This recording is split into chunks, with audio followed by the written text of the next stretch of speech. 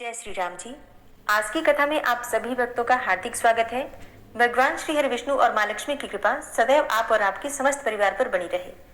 ऋषियों ने पूछा, हे सूत जी, अश्वत्थामा ने किस प्रकार सोते हुए मनुष्यों को मारने का पाप किया और कैसे धनुष कोटि में स्नान करके वह पाप मुक्त हो गया। तब सूत जी बोले, हे ब्राह्मणों, पहले पांडवों का धृतराष्ट्र के पुत्रों के साथ राज्य के लिए युद्ध छिड़ा था। अनेक अक्षौहिणी सेनाओं से युक्त उस महायुद्ध में लगातार 10 दिनों तक संग्राम करके शांतनु नंदन भीष्म जी मारे गए। 5 दिन युद्ध करने पर द्रोणाचार्य, 2 दिन की लड़ाई में कर्ण और 1 दिन युद्ध करके राजा शल्य मार डाले गए। 18वें दिन के युद्ध में जब दुर्योधन से सामना हुआ तब भीम ने गदा मारकर उनकी जांघ तोड़ डाली। इससे वह श्रेष्ठ राजा दुर्योधन धराशायी हो गया। तदनंतर युद्ध की समाप्ति हो गई। सब राजा अपनी अपनी छावनी पर लौट जाने की जल्दी करने लगे। सबने प्रसन्नतापूर्वक शिविर को प्रस्थान किया। धृष्टद्युम्न और शिखंडी आदि समस्त सृंजय वंशी क्षत्रिय तथा अन्य राजा लोग भी अपने अपने शिविर को लौट गए। श्री कृष्ण और सात्विकी के साथ पांडव भी अपने शिविर में चले गए। उस समय श्री कृष्ण ने पांडवों से कहा, हम लोगों को मंगल के लिए आज की रात में शिविर से बाहर निवास करना चाहिए। तब श्री कृष्ण और सात्यकी के साथ सब पांडव छावनी से बाहर निकल गए। उन सबने ओघवती नदी के किनारे जाकर सुखपूर्वक वह रात्रि व्यतीत की। इधर कृतकर्मा, कृपाचार्य और अश्वत्थामा सूर्यास्त होने से पहले दुर्योधन के पास गए। दुर्योधन रणभूमि में धूलि धूसरित होकर पड़ा हुआ था। उसका सारा बदन रक्त से नहा गया था और वह धरती पर पड़ा पड़ा छटपटाता था। उसे उस अवस्था में देखकर अश्वत्थामा आदि तीनों को बड़ा शोक हुआ। राजा दुर्योधन भी उस हृदय को देखकर शोकमग्न हो गया। तब अश्वत्थामा क्रोध से प्रचंड अग्नि की भांति जल उठा और इस प्रकार बोला, हे राजन, इन नीच शत्रुओं ने छल से मेरे पिताजी को रणभूमि में गिरा दिया था, परंतु उसके कारण मुझे वैसा शोक नहीं हुआ जितना कि आज तुम्हारे गिराए जाने पर हो रहा है। हे सुयोधन, मैं अपने सत्कर्मों की शपथ खाकर कहता हूँ, आज रात में सृंजयों सहित पांडवों का श्री कृष्ण के देखते देखते ही वध कर डालूंगा। मुझे आज्ञा दो। अश्वत्थामा के ऐसा कहने पर राजा दुर्योधन ने तथास्तु कहकर उसे स्वीकृति दे दी और कृपाचार्य से कहा, हे आचार्य, आप द्रोण पुत्र को कलश के जल से सेनापति के पद पर अभिषिक्त कर दीजिए। कृपाचार्य ने ऐसा ही किया। सेनापति के रूप में अभिषिक्त होने पर अश्वत्थामा ने दुर्योधन को हृदय से लगाया और कृपाचार्य तथा कृतवर्मा के साथ तुरंत वहां से चल दिया। और अब वे तीनों वीर दक्षिण की ओर गए और सूर्यास्त से पहले ही शिविर के समीप पहुंच गए। वहां पांडवों की भयंकर गर्जना सुनकर वे तीनों विजयाभिलाषी योद्धा भय से भाग चले। अब एक स्थान पर उन्होंने घोड़ों को पानी पिलाया। पास ही अनेक शाखाओं से युक्त सघन वट का वृक्ष था। वहां जाकर तीनों रथ से उतर गए और घोड़ों को वहीं छोड़कर आचमन एवं संध्योपासना की। इसके बाद अंधकार से व्याप्त भयानक रात्रि सब ओर फैल गई। कृतवर्मा, कृपाचार्य और अश्वत्थामा शोक से पीड़ित होकर वट के समीप ही बैठ गए। कृतवर्मा और कृपाचार्य को तो नींद आ गई, किंतु क्रोध से कलुषित चित्त होने के कारण अश्वत्थामा को निद्रा नहीं आती थी। वह सर्प की भांति लंबी सांस खींचता रहा। उसने देखा कि इस बरगद पर बहुत से कौवे रहते हैं और सबके सब भिन्न भिन्न शाखाओं पर सुखपूर्वक सो गए हैं। इतने में ही वहां मांस नामक एक पक्षी आया। वो बड़ा भयंकर था। मांस बहुत शब्द करके उस वृक्ष में छिप गया और उछल उछल कर सोए हुए कौवों को मारने लगा। थोड़ी ही देर में कौवों के कटे हुए अंगों से उस वृक्ष के सब ओर का भाग आच्छादित हो गया। इस प्रकार कौवों का अंत करके वह उल्लू बहुत प्रसन्न हुआ। अश्वत्थामा ने उल्लू की वह सारी करतूत रात में देखी। फिर उसने भी मन में ये निश्चय किया कि मैं भी इसी प्रकार रात्रि में सोते हुए शत्रुओं का संहार करूंगा। उसने उल्लू के उस कुकृत्य को अपने लिए उपदेश माना और सोचा कि सीधे मार्ग से युद्ध करके तो मैं पांडवों को जीत ही नहीं सकूंगा, अतः छल से ही उन्हें मारना चाहिए। ऐसा विचार करके अश्वत्थामा ने सोते हुए कृपाचार्य और कृतवर्मा को जगाया और इस प्रकार कहा, निर्दयी भीम ने राजा दुर्योधन के सिर पर लात मारी है, अतः आज रात में पांडवों के शिविर में जाकर हम लोग उन्हें सोते में ही उनके अस्त्र शस्त्रों से मार डालेंगे। अब ये सुनकर कृपाचार्य ने कहा कि सोते हुओं को मारना इस लोक में धर्म नहीं है। इस कुकर्म का कहीं भी आदर नहीं होता और इसी प्रकार जो लोग शस्त्र, रथ और घोड़ों को त्याग चुके हैं उनको भी मारना धर्म नहीं है। हम लोग धृतराष्ट्र, पतिव्रता गांधारी तथा विदुर जी से पूछ लें और फिर वे लोग जैसा कहें वैसा करेंगे। तब अश्वत्थामा बोला, मामा जी, पांडवों ने छल से युद्ध में मेरे पिता को मारा है, इसी प्रकार मैं भी रात में सोते हुए पांडवों का वध करूंगा। फिर ऐसा कहकर अश्वत्थामा घोड़े जुते हुए रथ पर सवार होकर क्रोध से जलता हुआ पांडवों की ओर चल दिया। उसके पीछे पीछे कृतवर्मा और कृपाचार्य भी गए। शिविर के द्वार पर पहुंचकर द्रोण पुत्र अश्वत्थामा खड़ा हो गया। उसने रात में ही कृपानिधान महादेव जी की आराधना करके उनसे एक उज्जवल खड्ग अर्थात तलवार प्राप्त किया। तत्पश्चात कृतवर्मा और कृपाचार्य दोनों को शिविर के द्वार पर ही खड़ा करके वो स्वयं भीतर घुस गया। उस समय द्रोणपुत्र अत्यंत कुपित होकर तेज से प्रज्वलित सा हो रहा था। धीरे धीरे वह धृष्टद्युम्न के शिविर में गया। वहां महायुद्ध से थके हुए धृष्टद्युम्न आदि वीर अपनी सेना के साथ निश्चिंत होकर सो रहे थे। अश्वत्थामा ने उत्तम शैया पर सोते हुए महाबली धृष्टद्युम्न को क्रोधपूर्वक पहले लात से मारा। फिर उस आघात से जगकर धृष्टद्युम्न शैया से उठने लगा। उसी समय द्रोणपुत्र ने उसके बाल खींचकर उसे पृथ्वी पर गिरा दिया और उसकी छाती पर चढ़कर धनुष की डोरी से उसके गले को कसकर बांध दिया। बेचारा विवश होकर चीखता और छटपटाता रहा, किंतु अश्वत्थामा ने उसे पशु की तरह गला दबाकर मार डाला। उसने सब सैनिकों को भी सोते ही मार डाला। युधामन्यु और महापराक्रमी उत्तमौजा को, द्रौपदी के 5 पुत्रों को तथा युद्ध से बचे हुए सोमक नाम वाले क्षत्रिय वीरों को भी उसने मौत के घाट उतार दिया। शिखंडी आदि बहुत से क्षत्रिय वीरों को अश्वत्थामा ने तलवार से काट डाला और उसके भय से भागकर जो लोग दरवाजे से निकले उन सब सैनिकों को कृतवर्मा और कृपाचार्य ने मृत्यु का ग्रास बना दिया। इस प्रकार सारी सेना के मारे जाने से वह शिविर उसी प्रकार सूना हो गया जैसे प्रलय काल में तीनों लोग शून्य हो जाते हैं। तदनंतर वे तीनों योद्धा पांडवों से भयभीत होकर शीघ्र गति से इधर उधर निकल भागे। अब अश्वत्थामा नर्मदा के मनोरम तट पर चला गया।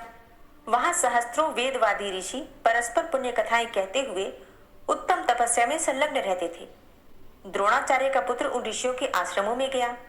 उसके प्रवेश करते ही ब्रह्मवादी मुनियों ने योग बल से उसका दुश्चरित्र जान लिया और इस प्रकार कहा, हे द्रोणपुत्र, तू सोते हुए मनुष्यों को मारने वाला पापी अधम ब्राह्मण है। तेरे दर्शन से हम लोग भी निश्चित ही पतित हो जाएंगे। तुझसे वार्तालाप करने पर 10,000 ब्रह्महत्याओं का पाप लगेगा। अतः हे नराधम, तू हमारे आश्रमों से दूर हो जा। उनके ऐसा कहने पर अश्वत्थामा लज्जित होकर उस मुनि सेवित आश्रम से निकल गया। इसी प्रकार वह काशी आदि सभी पुण्य तीर्थों में गया, परंतु वहां के महात्मा ब्राह्मणों से निंदित होकर लौट आया और अंत में प्रायश्चित करने की इच्छा से भगवान वेद व्यास जी की शरण में गया। महामुनि व्यास जी बद्रिकारण्य में विराजमान थे। उनके पास जाकर उसने भक्तिपूर्वक प्रणाम किया। तब व्यास जी ने उससे कहा, हे द्रोण कुमार, तू शीघ्र मेरे आश्रम से निकल जा। सोते हुओं को मारने के पाप से तू महापातकी हो गया है। तेरे साथ बात करने से भी मुझे महान पाप लगेगा। अश्वत्थामा बोला, भगवान, सबसे निंदित होकर मैं आपकी शरण में आया हूँ। यदि आप भी ऐसी बातें कहते हैं तो दूसरा कौन मुझे शरण देने वाला होगा। हे ब्रह्मन, मुझ पर कृपा कीजिए, क्योंकि साधु पुरुष दीनों पर दया करने वाले होते हैं। सोते हुए मनुष्यों को मारने से जो पाप हुआ है उसकी शांति के लिए आप मुझे कोई प्रायश्चित बताइए, कारण कि आप ही सर्वज्ञ हैं।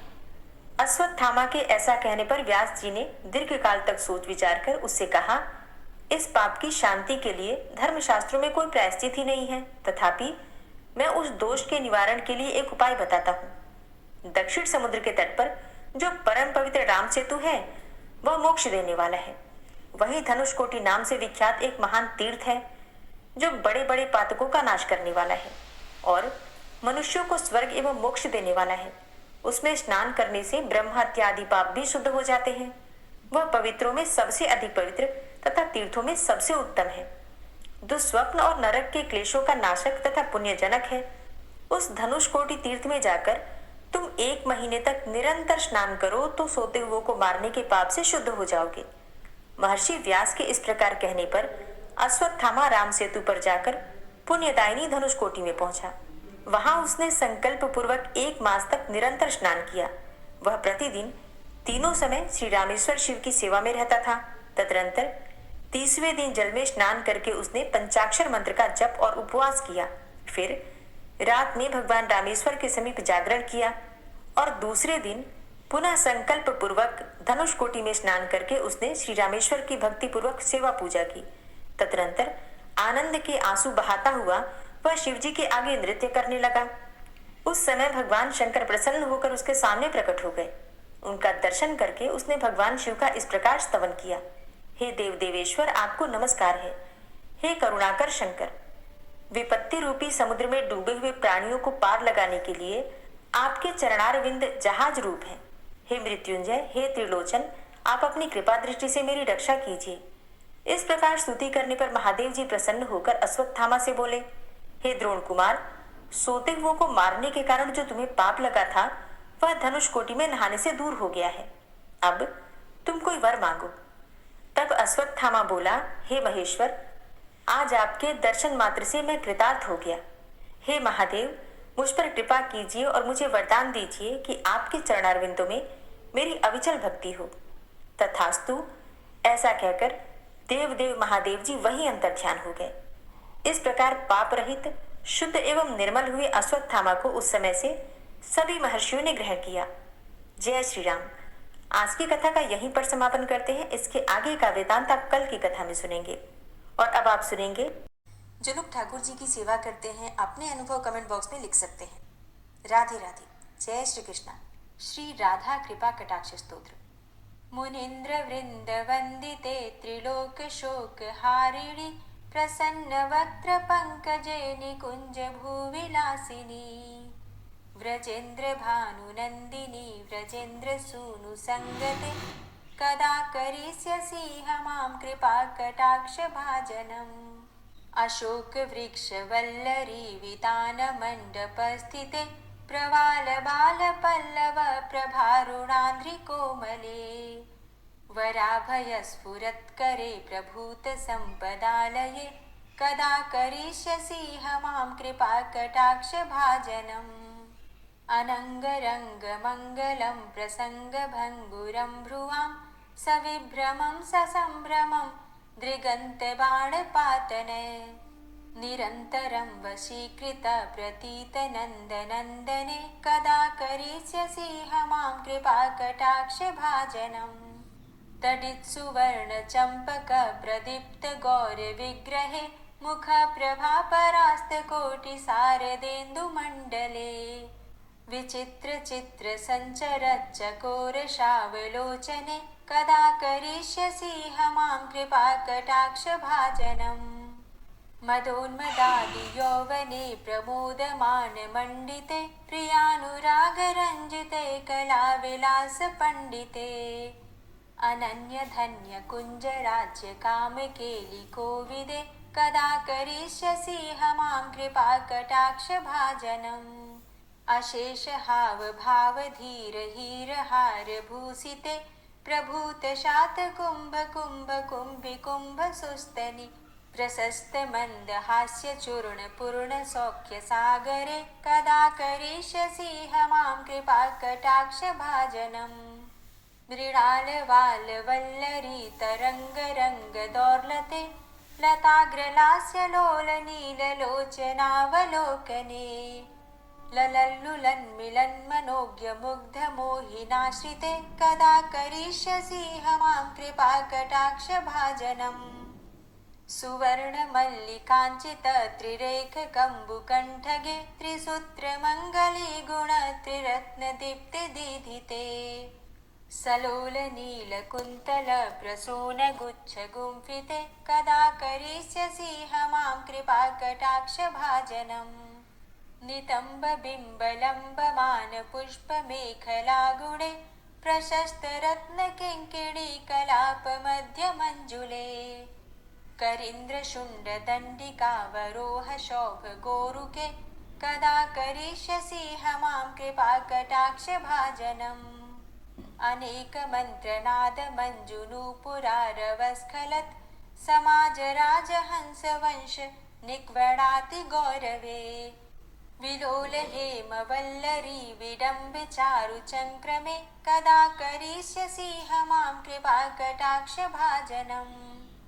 अनंत कोटि विष्णुलोक नम्र पद्मजार्चिते हिमाद्रिजापुलोमजा विरिञ्चिजावरप्रदे अपार सिद्धिरिद्धिदिग्धसत्पदाङ्गुलीनखे कदा करिष्यसि मां कृपाकटाक्षभाजनम् मखेश्वरी क्रियेश्वरी स्वधेश्वरी सुरेश्वरी त्रिवेदभारतीश्वरी प्रमाणशासनेश्वरी रमेश्वरी क्षमेश्वरी प्रमोदकाननेश्वरी व्रजेश्वरी व्रजाधिपे श्रीराधिके नमोऽस्तु ते इतीममद्भुतं स्तवं निशम्य भानुनन्दिनी करोतु सन्ततं जनं कृपाकटाक्षभाजनम् भवेत्तदैव सञ्चितत्रिरूपकर्मनाशनं लभेत्तदा ब्रजेन्द्रसूनुमण्डलप्रवेशनम् जय जय श्री राधे जय जय श्री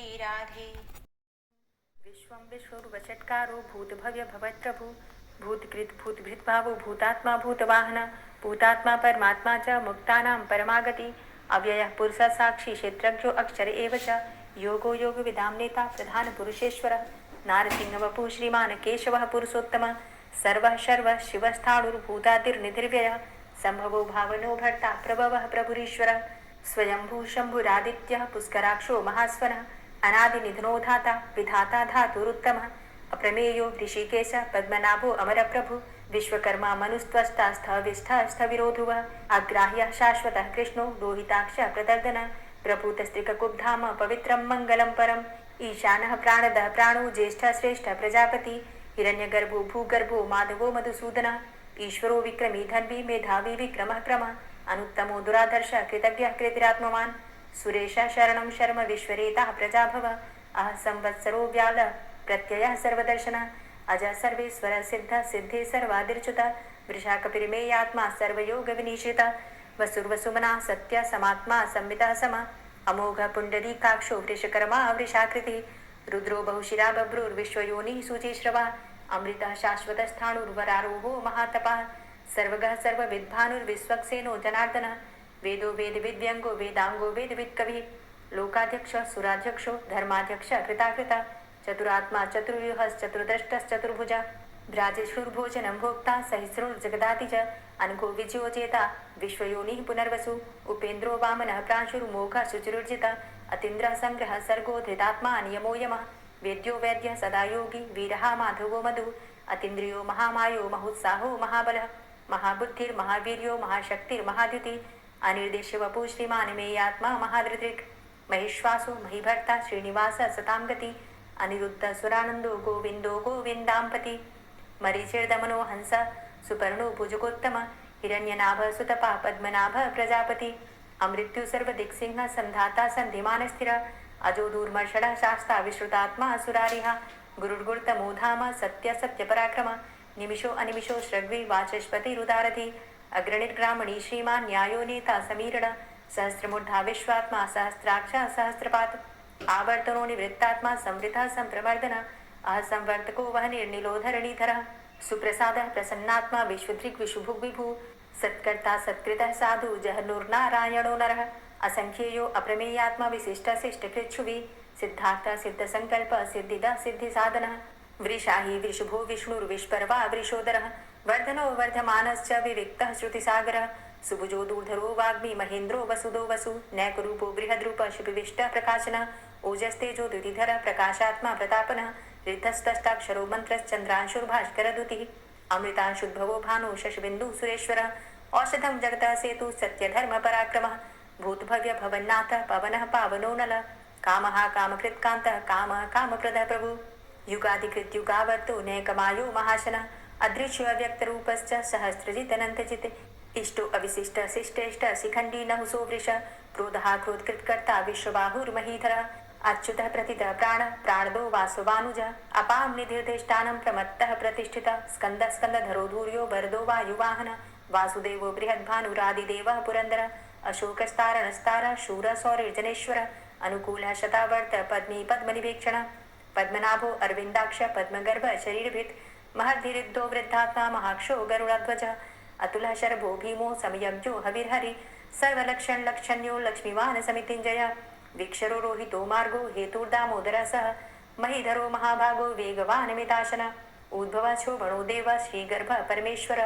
करणं कारणं कर्ता विकर्ता गहनो गुह व्यवसायो व्यवस्थान संस्थान स्थानदो ध्रुव परर्थी परमस्पस्तुष्ट पुष्ट सुभेक्षण रामो विरामो विरजो मार्गो नेयो नयोनयः वीर शक्तिमतां श्रेष्ठो धर्मो धर्मविदुत्तम वैकुण्ठ पुरुष प्राण प्राणदः प्रणवः पृथु हिरण्यगर्भ शत्रुघ्नो व्याप्तो वायुरुधोक्षज ऋतु सुदर्शनः कालः परमेष्ठी परिग्रह उग्र संवत्सरो दक्षो विश्रामो विश्वदक्षिण विस्तार स्थावर स्थाणु प्रमाणं बीजमव्ययम् अर्थो अनर्थो महाकोशो महाभोगो महाधन अनिर्विण्ण स्थविष्टभू धर्मयुपो महामख नक्षत्र निमिर नक्षत्री क्षमा क्षाम समीहन यज्ञ इज्जो महेज्यश्च ततु सत्रं सतां गति सर्वदर्शी विमुक्तात्मा सर्वज्ञो ज्ञानमुत्तमं सुव्रत सुमुख सुष्मा सुघोष सुखद सुहृत मनोहरो जित्क्रोधो वीरबाहुर्विदारण स्वापनः स्ववसो व्यापी नैकात्मा नैककर्मकृत् वत्सरो वत्सलो वत्सी रत्नगर्भो धनेश्वरः धर्मगुप्त धर्मकृद्धर्मी सदसक्षरमक्षरम् अविज्ञाता सहस्रांशुर्विधाता कृतलक्षणः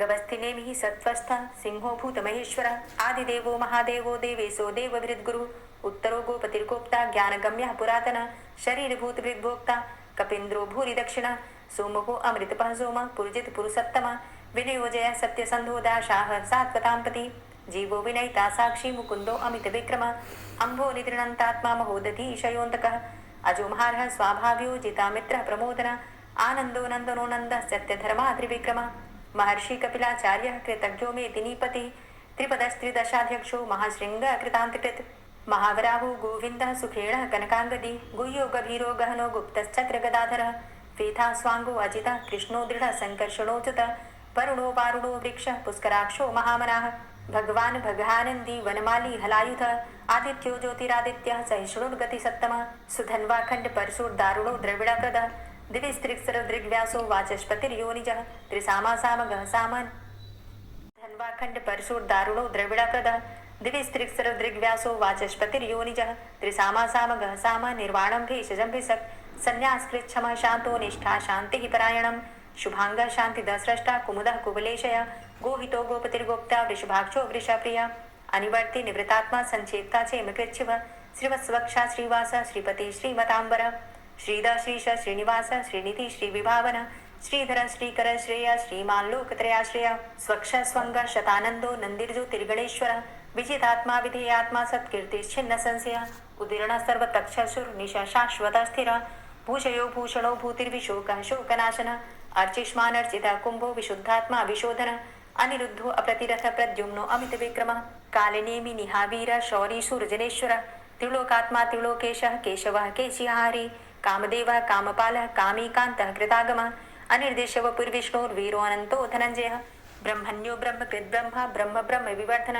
ब्रह्मविद् ब्राह्मणे ब्रह्मी ब्रह्मज्ञो ब्राह्मण प्रियः महाक्रमो महाकर्मा महातेजा महोरगः महाक्रतुर्महायज्वा महायज्ञो महाहवि स्तव्यः स्तव प्रियः स्तोत्रं स्तुतिस्तोतारण प्रियः पूर्णः पुरैता पुण्यः पुण्यकीर्तिर्नामयः मनोजवस्तीर्थकरो वसुरेता वसुप्रदः वसुप्रदो वासुदेव वसुर्वसुमनाहवि सद्गतिः सत्कीर्तिः सत्ता सद्भूतिः सत्परायणः शूरसेनो यदुश्रेष्ठः सन्निवासः सुयामुनः भूतावासो वासुदेवः सर्वासु निलयोनलः दर्पः दर्पदो दृप्तो दूर्धरोधा पराजितः विश्वमूर्तिर्महामूर्तिर्दीप्तमूर्तिर्मूर्तिमान् अनेकमूर्तिरव्यक्तः शतमूर्तिः शताननः एको नैकः सवः किं यत्तत्पदमनुत्तमं लोकबन्धुर्लोकनाथो माधवो भक्तवत्सलः सुवर्णवर्णो हेमाङ्गो वराङ्गश्चन्दनाङ्गदी वीरः विषमः शून्यो घृताशीरचलश्चलः अमानीमानदो मान्यो लोकस्वामी त्रिलोकदृक् सुमेधा मेधजो धन्यः सत्यमेधाधराधरः तेजो वृषः द्वितिधरः सर्वशस्त्रभृताम्बरः प्रग्रहो निग्रहो व्यग्रो नैकशृङ्गो गदाग्रजः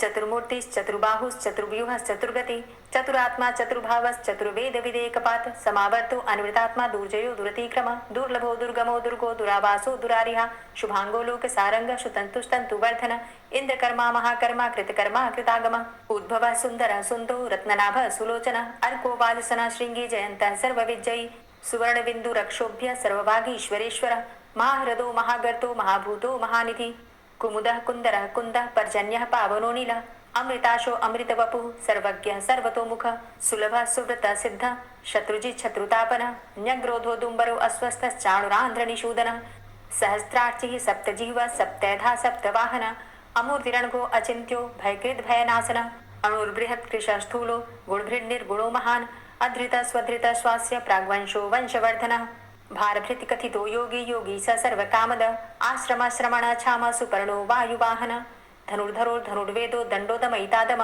अपराजितः सर्वसहो नियन्ता नियमो यमः सत्ववान् सात्विक सत्य सत्यधर्मपरायण अभिप्रायः प्रियार्होर्ह प्रियकीर्तिवर्धनः विहाय सगतिर्ज्योति सुरुचिर्हुद्भुग्विभु रविर्विलोचनः सूर्य सविता रविलोचनः अनन्तो हुद्भुग्भोक्ता सुखदो नैकजोग्रज अनिर्विण्ण सदामर्षि लोकाधिष्ठानमद्भुत सनात सनातन्तमः कपिलः कपिरप्यय स्वस्तिदा स्वस्तिकृत् स्वस्ति स्वस्तिभुक् स्वस्ति दक्षिण रौद्रः कुण्डली चक्रे विक्रमयुर्जित शासन शब्दातिगा शब्दशः शिशिरः शर्वरीकर अक्रूरः पेशलो दक्षो दक्षिणः क्षमिणाम्बर विद्वतमो वितभय पुण्यश्रवण कीर्तन उत्तारणो दुष्कृतिः पुण्यो दुःस्वप्ननाशन वीरहारक्षण संतो जीवन पर्यवस्थित अनंतरूपो अनंतसृजित मन्युर्भयापः चतुरष्ट्रो गभीरात्मा विदिशो व्यादिशो दिश अनादिर्भूर्भुवो लक्ष्मी सुवीरो रुचिरांगद जननो जन्मादिर्भीमो भीम पराक्रम आधारनीले योधाता पुष्पहासः प्रजागर ऊर्ध्वग सत्पथाचार प्राणदः प्रणवापण प्रमाणं प्राणनीलियः प्राणभृत् प्राणजीवन तत्त्वं तत्त्वविदेकात्मा जन्म मृत्यु जरातिग भूर्भुवस्वस्तरुस्तार सविता प्रपितामह यज्ञो यज्ञपतिरज्वा यज्ञांगो यज्ञवाहन यज्ञकृद्यज्ञ कृद्यज्ञ यज्ञभुक् यज्ञ साधन यज्ञान्तिकृद्यज्ञ गुह्यमन्यमन्नादेव च आत्मयोनिः स्वयं जातो वैखानः सामगायन देवकी नंदन स्रष्टा क्षितिसः पापनाशन शङ्खभृन्नन्दकी चक्री शारङ्गधन्वा गदाधर रथांगपाणिरक्षोभ्य सर्वप्रहरणायुध ओम नमः इति। दोस्तों उम्मीद करती हूँ आज की कथा आपको ज़रूर पसंद आई होगी। तो अगर कथा पसंद आई हो तो वीडियो को लाइक ज़रूर किया कीजिए और अगर संभव हो तो वीडियो को ज़्यादा से ज़्यादा शेयर कीजिए और हाँ कमेंट बॉक्स में राधे राधे ज़रूर लिखा कीजिए। और जो भक्त इस चैनल पर पहली बार आए हैं अभी तक आपने चैनल को सब्सक्राइब नहीं किया है तो आज की वीडियो अगर आपको अच्छी लगे तो चैनल को सब्सक्राइब करके बेल आइकन को ज़रूर प्रेस कर लीजिए। इससे ये होगा कि इस चैनल पर जो भी नई वीडियो अपलोड होंगी उनकी नोटिफिकेशन आपको सही समय पर प्राप्त होगी। मिलती हूँ मैं आपसे अगली वीडियो में, तब तक के लिए जय श्री राधे।